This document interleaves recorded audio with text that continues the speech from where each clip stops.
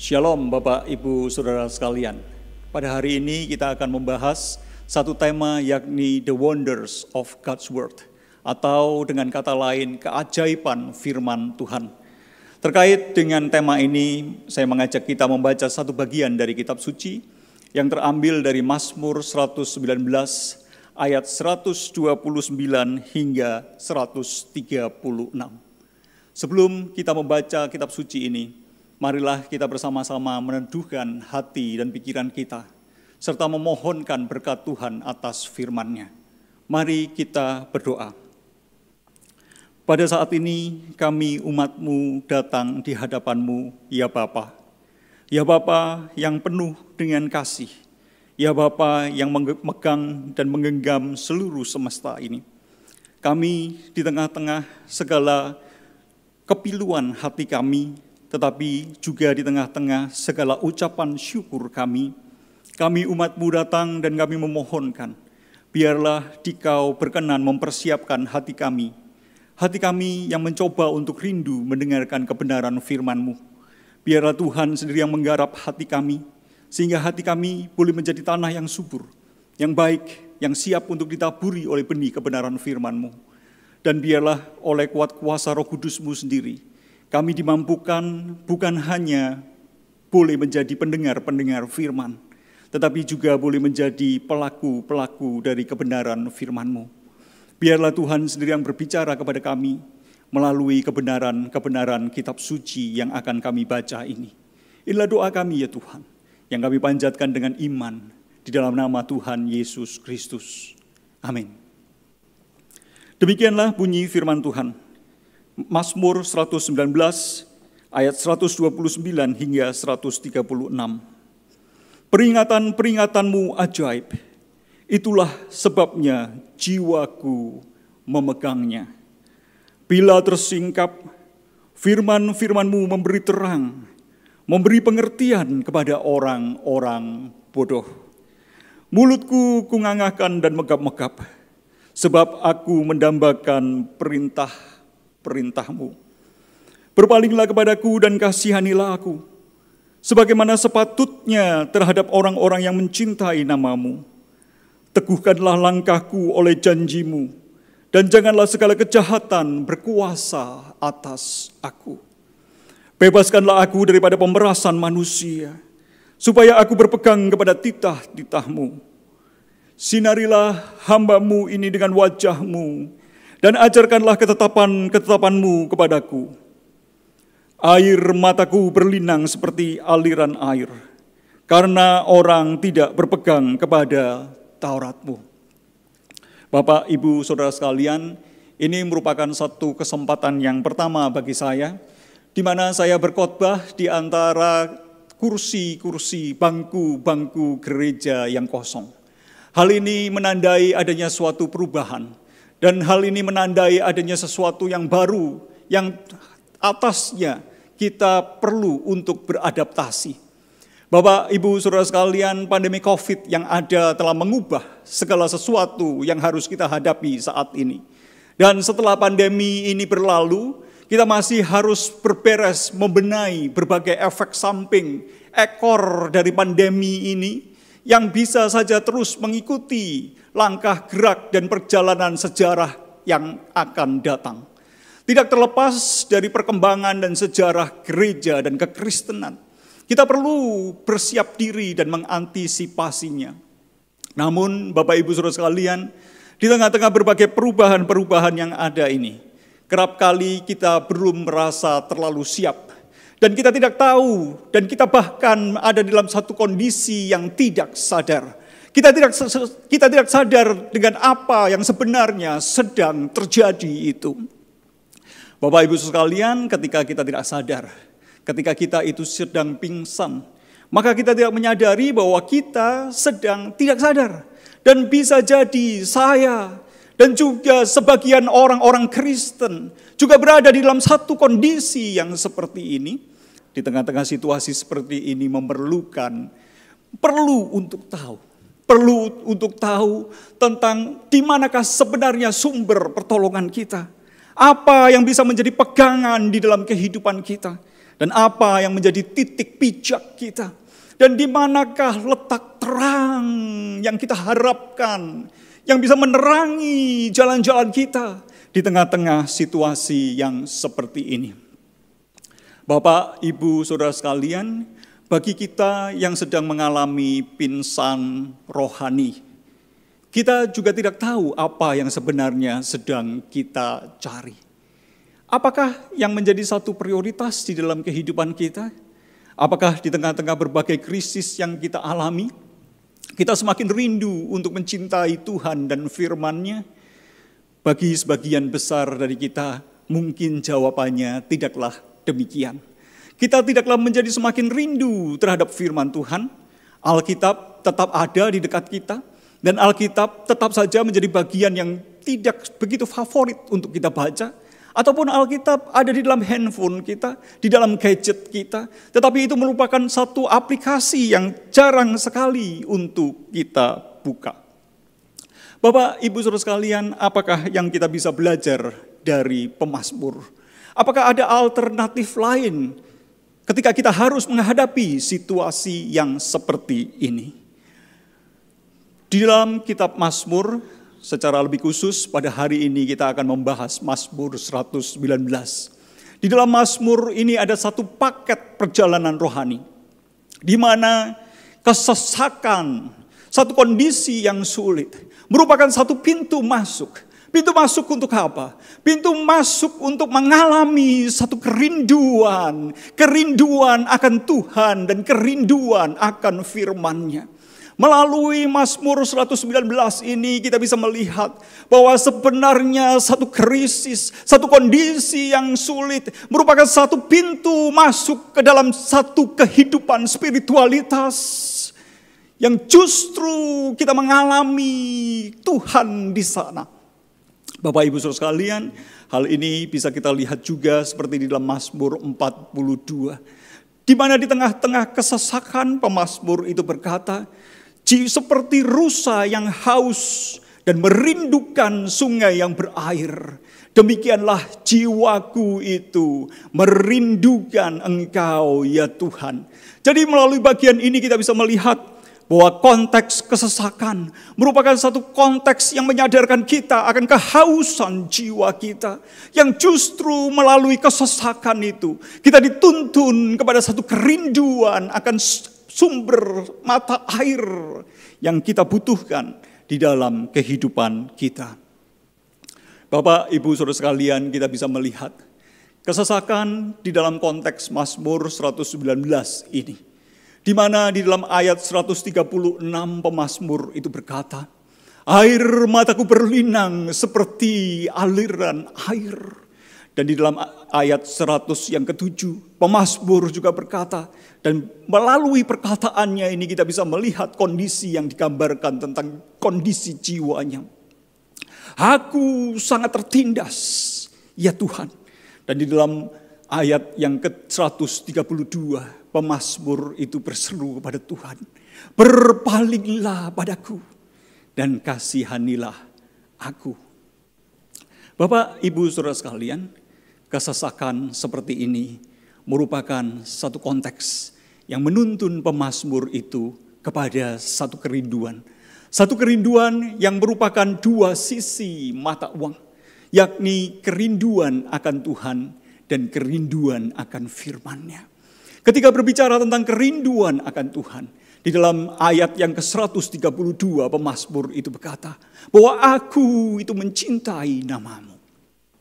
Untuk hari ini kita akan secara lebih fokus berbicara tentang merindukan akan firman Tuhan. Bapak, Ibu, Saudara sekalian, kita bisa melihat bagaimana kerinduan akan firman Tuhan itu digambarkan di sini. Di dalam ayat 131 pemazmur itu berkata seperti ini. Mulutku kungangakan dan megap. Mengapa sang pemazmur itu mengangakan mulutnya dan megap? Di bagian selanjutnya kita bisa melihat apa yang dijelaskan olehnya. Sebab aku itu mendambakan perintah-Mu. Ketika berbicara tentang mendambakan perintah-perintah-Mu, Kata mendambakan ini merupakan satu kata yang sama dengan merindukan seperti di dalam Mazmur yang ke-42. Seperti rusa merindukan sungaimu. Bapak Ibu Saudara sekalian, kita bisa melihat di sini bahwa ada satu kehausan. Dan di dalam kehausan itulah sang rusa itu berjalan dan terus berjalan dan terus berjalan. Menerobos segala resiko. Untuk apa? Untuk mendapatkan air yang didambakan dan dirindukannya. Dan ketika berbicara tentang mulutku kungangakan dan megap-megap, kita juga bisa menggambarkannya seperti anak dari burung itu yang menantikan suapan dari induknya. Di mana dengan segala kehausannya dia mengangakkan mulutnya dan megap-megap menantikan makanan yang diberikan oleh induknya.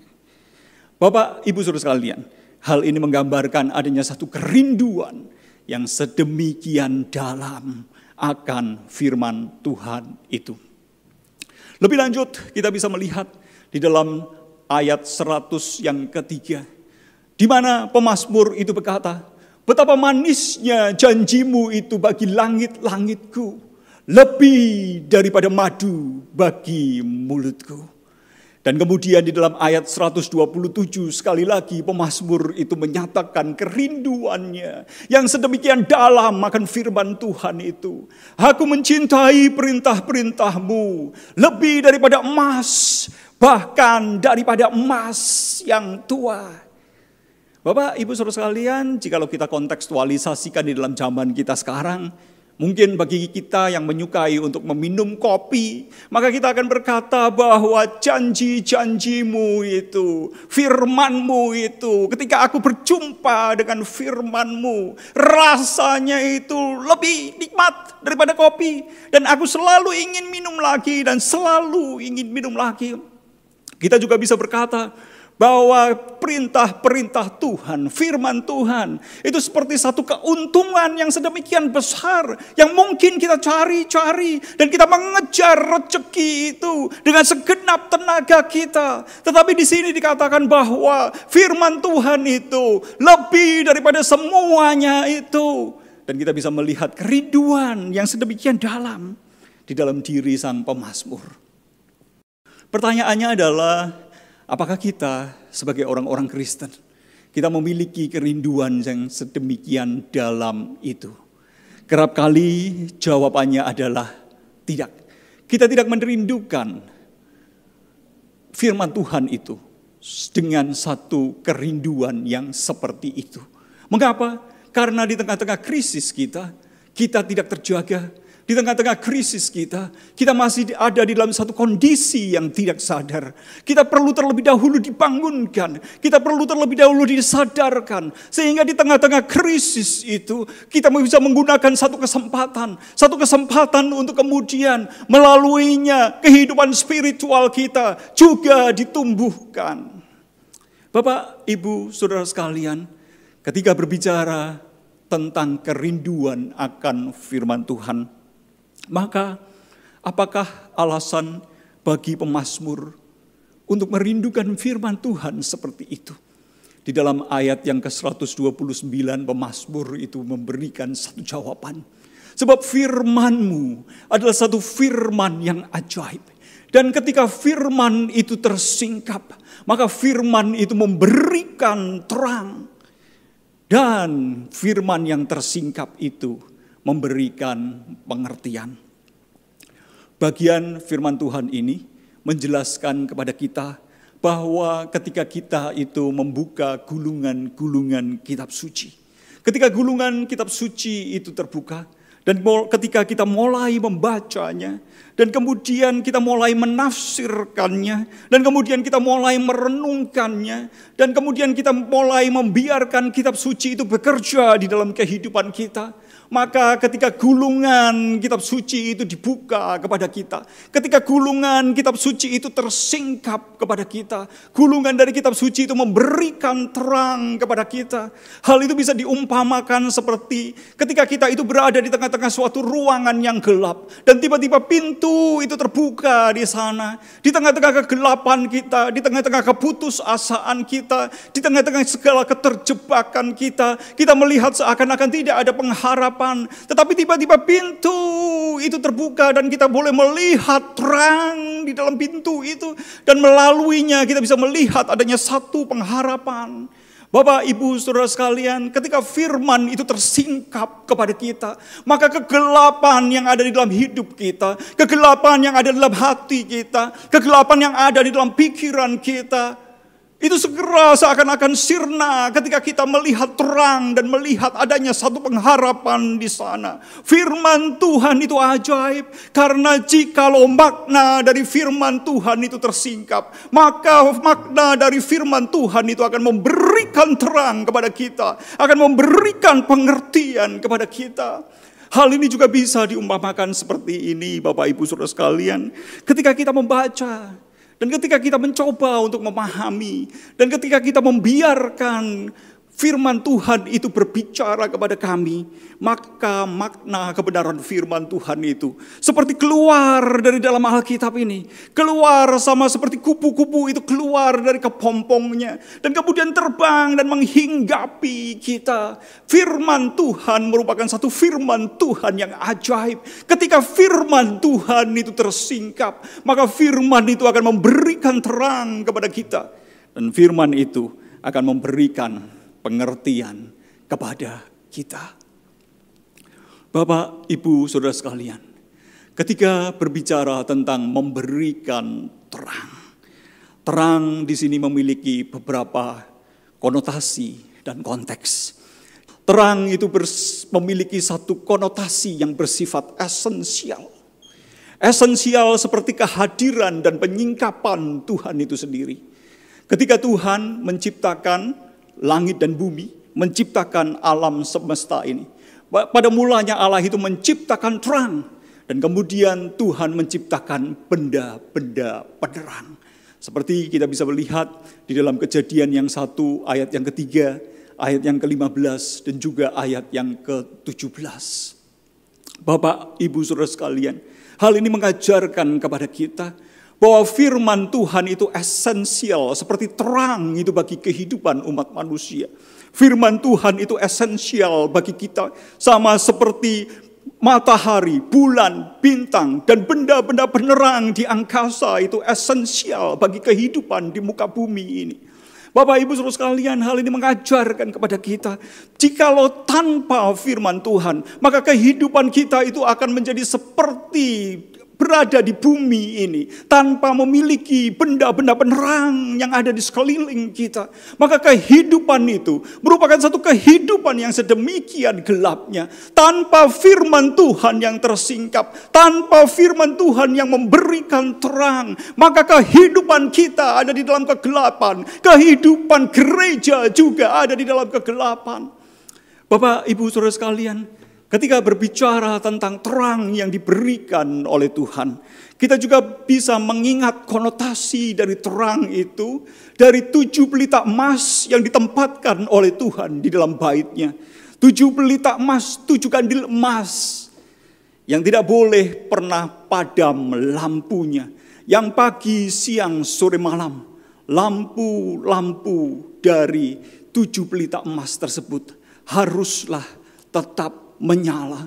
Hal ini berbicara tentang apa? Ini semua merupakan satu tanda, merupakan satu simbol. Simbol tentang adanya sesuatu yang esensial yang seharusnya tetap ada di dalam bait Allah itu. Yakni apa? Yakni kehadiran Allah itu sendiri. Kehadiran Allah yang menyingkapkan, kehadiran Allah yang memberikan terang di dalam kehidupan umat manusia. Bapak, Ibu, Saudara sekalian, pelita di rumah Allah ini tidaklah boleh padam. Dan jikalau padam, maka saya teringat akan satu lagu yang berjudul Api Zaman. Di sana dikatakan, darah kaum martir yang belum kering, yang menyirami jalan salib. Rumah Allah yang telah senyap, pelitanya telah gelap gulita. Bapak, Ibu, Saudara sekalian, ini menggambarkan satu kondisi. Jikalau hidup kita sebagai satu umat Tuhan, hidup kita sebagai satu gereja, hidup kita sebagai seorang percaya, tidak lagi memiliki kehadiran Allah yang menyingkapkan kebenaran-kebenarannya melalui firman Tuhan. Maka kondisi umat Allah, kondisi rumah Tuhan, kondisi gereja itu sudah menjadi gelap. Dan kita bisa melihat juga sebagai kontrasnya ketika kita melihat di dalam Wahyu 2 ayat yang ke-5, di mana Tuhan itu menegur gereja di Efesus yang sekalipun memiliki pemahaman doktrinal yang sedemikian baik, yang sekalipun memiliki satu tekad untuk berani menderita bagi Kristus, namun gereja itu telah meninggalkan cinta yang mula-mula. Gereja itu seakan-akan sudah kehilangan kehadiran Tuhan yang esensial dan menyingkapkan kebenaran-kebenarannya kepada umatnya. Maka Tuhan itu berkata, kaki dianmu, pelita emasmu itu akan aku pindahkan jikalau engkau itu tidak bertobat. Ingatlah dan sadarlah betapa dalamnya engkau telah jatuh. Bapak, Ibu, Saudara sekalian, kita perlu memahami bahwa Tuhan yang memberikan terang, dan terang itu bersifat sangat-sangat esensial di dalam kehidupan kita sebagai umat Tuhan. Dengan kata lain boleh dikatakan, gereja boleh tidak memiliki uang yang banyak. Boleh dikatakan bahwa gereja boleh tidak memiliki gedung. Boleh dikatakan bahwa gereja boleh tidak memiliki anggota yang banyak. Bahkan juga boleh dikatakan gereja boleh tidak bisa menyediakan tayangan-tayangan yang menarik di YouTube. Tetapi selama gereja itu memiliki pelita emas, maka gereja itu akan tetap menjadi satu gereja yang hidup. Tetapi sekalipun gereja itu memiliki segala-galanya, tetapi telah kehilangan yang paling esensial, yakni kehadiran Tuhan dan penyingkapan Tuhan melalui gerejanya, maka gereja itu ada di dalam satu bahaya yang besar. Dan Tuhan di dalam Wahyu 2 ayat yang ke-5 itu mengingatkan, berhati-hatilah dan bertobatlah, sadarilah kondisimu yang telah jatuh sedemikian dalamnya. Ketika berbicara tentang memberi terang, kata terang di sini juga merupakan suatu kata yang bersifat relasional, di mana melalui terangnya Tuhan itu memberikan relasi yang sedemikian hangatnya, memberikan penerimaannya dan memberikan perkenannya. Para imam itu dipanggil untuk memberikan berkat bagi umatnya, sebagaimana berada di dalam Bilangan 6 ayat yang ke-25, dengan satu ucapan berkat, di mana di dalamnya itu juga dikatakan, Tuhan itu menyinari engkau dengan wajahnya dan memberi kasih karunia. Dan di dalam ayat 135 ini kita bisa melihat bahwa pemazmur juga berkata hal yang sama. Sinarilah hambamu dengan wajahmu dan ajarkanlah ketetapanmu kepadaku. Merindukan wajah Tuhan yang bersinar, yang berseri, yang tersenyum, yang memberikan kehangatan bagi kita umatnya. Bapak, Ibu, Saudara sekalian, terang yang seperti inilah yang dijanjikan oleh Allah bagi umatnya. Terang yang seperti inilah yang dijanjikan oleh Allah melalui karya keselamatan Yesus Kristus yang adalah terang dunia itu. Dan melalui janji Allah yang seperti inilah kita umatnya itu dipanggil. Dipanggil untuk apa?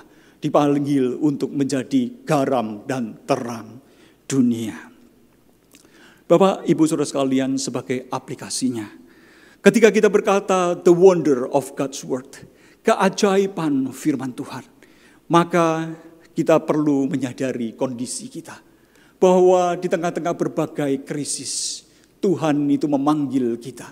Tuhan itu memanggil kita untuk menyadari kondisi kita. Menyadari kondisi kita yang lapar dan haus akan firman-Nya. Karena itu apakah yang seharusnya menjadi prioritas kita di tengah-tengah situasi yang seperti ini? Yang seharusnya menjadi prioritas kita adalah meminta Tuhan. Meminta Tuhan untuk apa? Untuk menyinari kita itu dengan wajah-Nya. Untuk memenuhi kita dengan firman-Nya. Bapak, Ibu, Saudara sekalian, ada lagu yang cukup lama yang mungkin kita sudah mulai melupakannya, tetapi mungkin kita perlu kembali mengingat dan menggaungkannya. Lagu itu adalah, "Oh Tuhan, bangunkanlah jiwaku. Oh Tuhan, bangunkanlah jiwaku." Biarlah kita yang ada di dalam satu kondisi yang pingsan rohani ini, yang sekalipun menghadapi berbagai krisis, namun krisis itu tidak menuntun kita kepada kerinduan kita akan Tuhan dan firman-Nya. Biarlah kita boleh berdoa seperti doa yang ada di dalam lagu ini. "Oh Tuhan, bangunkanlah jiwaku." Dan juga kita juga mengingat satu lagu yang kuno juga yang perlu mungkin mulai kita gaungkan kembali. "Tuhan, penuhkanku dengan firman-Mu. Tuhan, penuhkanku dengan firman-Mu." Inilah yang seharusnya menjadi prioritas kita di tengah-tengah krisis yang kita hadapi.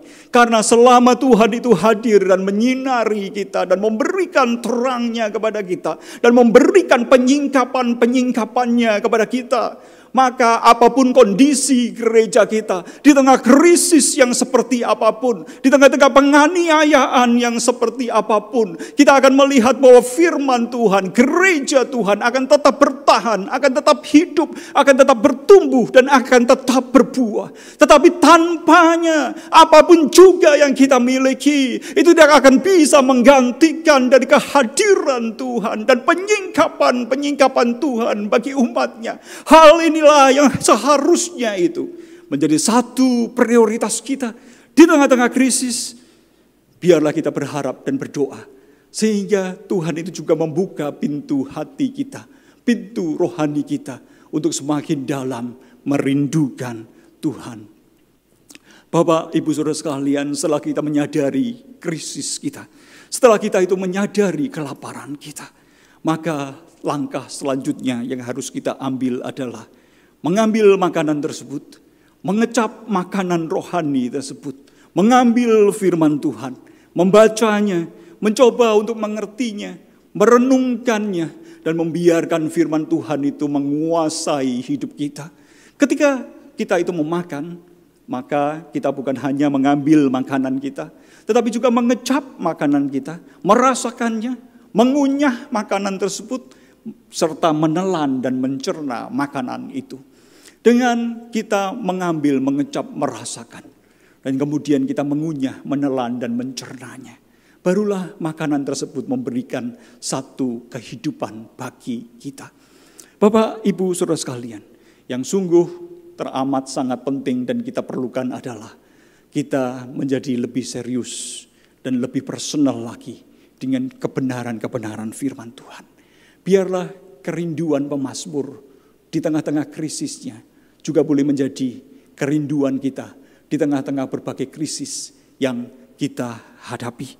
Melalui perenungan kebenaran firman Tuhan ini kita bisa belajar berdoa seperti ini. Bapa, melalui berbagai krisis, tolonglah kami untuk mendengar undangan-Mu, untuk mendekat padamu, sebagai rindu akan diri-Mu dan firman-Mu yang adalah pegangan hidup kami. Mari kita berdoa. Kami bersyukur atas firman-Mu. Firman-Mu yang sudah diberikan kepada kami. Firman-Mu yang menyadarkan kondisi kami. Kondisi kami yang sedang tidak sadar. Kondisi kami yang berada di dalam suatu pingsan rohani. Di mana di tengah-tengah krisis pun kami tidak merindukan Tuhan. Kami tidak merindukan firman Tuhan. Tetapi biarlah melalui pengalaman pemazmur ini, melalui firman Tuhan ini, kami boleh diingatkan kembali bahwa di tengah-tengah berbagai krisis, biarlah kami boleh melihat krisis ini sebagai satu undangan dari Tuhan untuk mengarahkan hati, pikiran, perasaan, dan seluruh kehidupan kami kepada Tuhan itu sendiri. Merindukan firman Tuhan yang merupakan paket utuh dengan Tuhan yang menyinari kami. Kami berdoa dan kami memohon, biarlah Tuhan sendiri memberikan kesadaran ini bagi kami umat-Mu. Memberikan kesadaran ini bagi gereja di tengah-tengah berbagai krisis yang harus dihadapinya. Inilah doa kami ya Bapa, yang kami panjatkan dengan iman di dalam nama Tuhan Yesus Kristus. Amin.